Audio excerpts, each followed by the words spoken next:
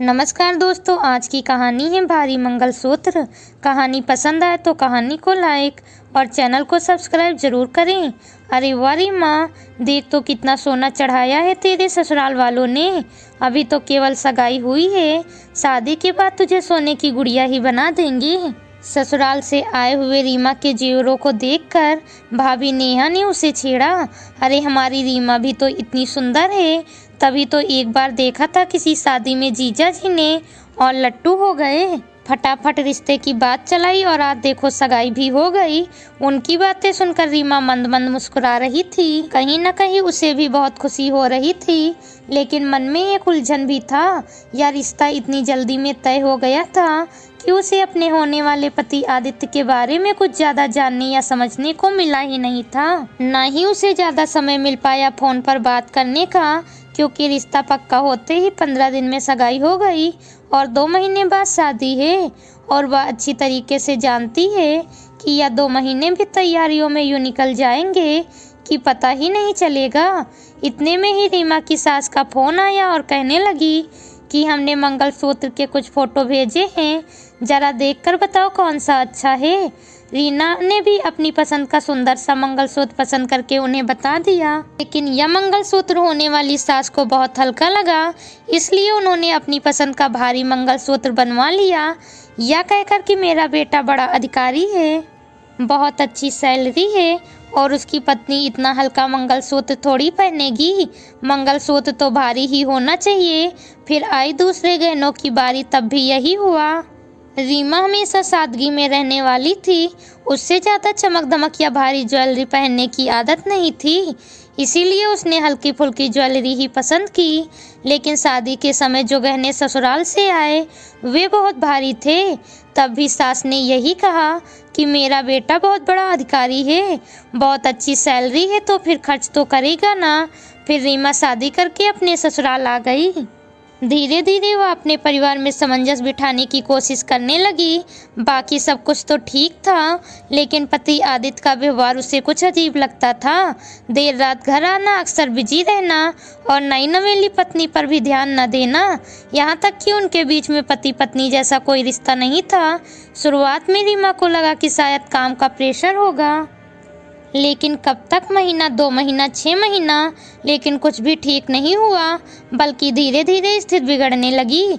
अब जब भी रीमा आदित्य से बात करना चाहती तो आदित्य यह कहकर बात वहीं खत्म कर देता कि मैं फिलहाल बिजी हूँ, बाद में बात करूँगा। रीमा उदास रहने लगी थी, उसके चेहरे पर दुल्हन वाली रौनक नहीं थी। उधर दूसरी तरफ सास हर छोटी मोटी बात पर यही कहती कि मेरा बेटा बड़ा अधिकारी है, अच्छी सैलरी है, तो बिजी तो रहेगा ना। देख कितना सोना चढ़ाया है, कितना भारी मंगलसूत्र पहनाया है। अब उन्हें कौन समझाए कि रीमा को भारी मंगलसूत्र नहीं, पति का साथ चाहिए था। एक दिन तो हद ही हो गई। रात के 11 बजे तक आदित्य घर नहीं आया तो रीमा ने सास औड़ा जी से कहा। तब औड़ा जी ने उसे फिर वही रटाया डायलॉग सुना दिया कि बड़ा अधिकारी है, अच्छी सैलरी है, तो काम भी करना पड़ेगा, इसीलिए कहीं बिजी होगा, आ जाएगा। आज यह बात सुनकर उसे बहुत गुस्सा आ रहा था। तभी डोरबेल बजी, देखा तो आदित्य ही था, लेकिन नशे में चूर ठीक से चल भी नहीं पा रहा था। रीमा जानती थी कि आदित्य शराब पीता है, लेकिन बिल्कुल थोड़ी सी, और वह भी कभी कभी। लेकिन आज आदित्य को इस हाल में देखकर उसके सब्र की सीमा समाप्त हो गई। वह आदित्य को पकड़कर कमरे में ले गई और वहीं पर लिटा दिया।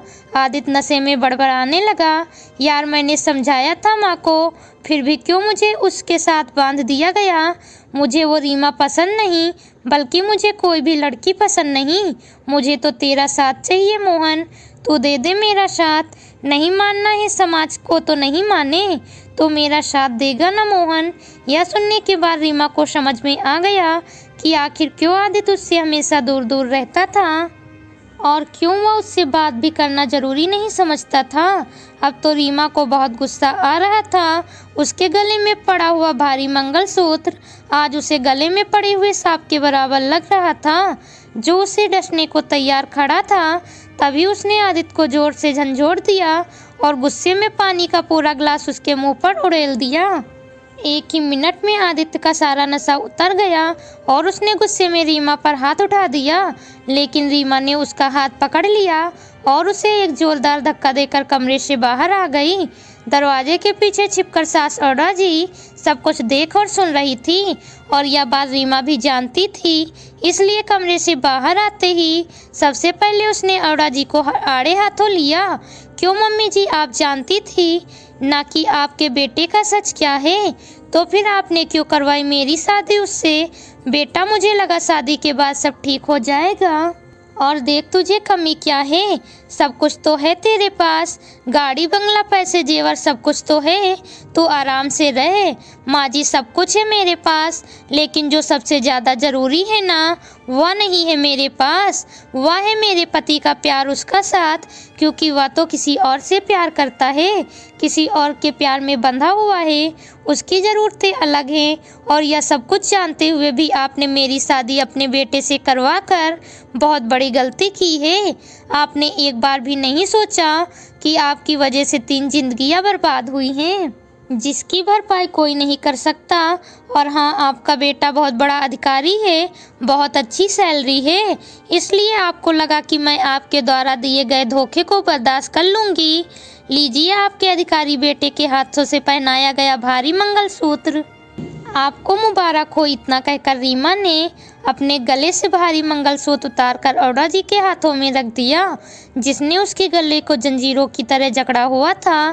कहानी पसंद आई हो तो कहानी को लाइक और चैनल को सब्सक्राइब जरूर करें। मिलती हूँ आपसे अगली कहानी के साथ। Please subscribe channel.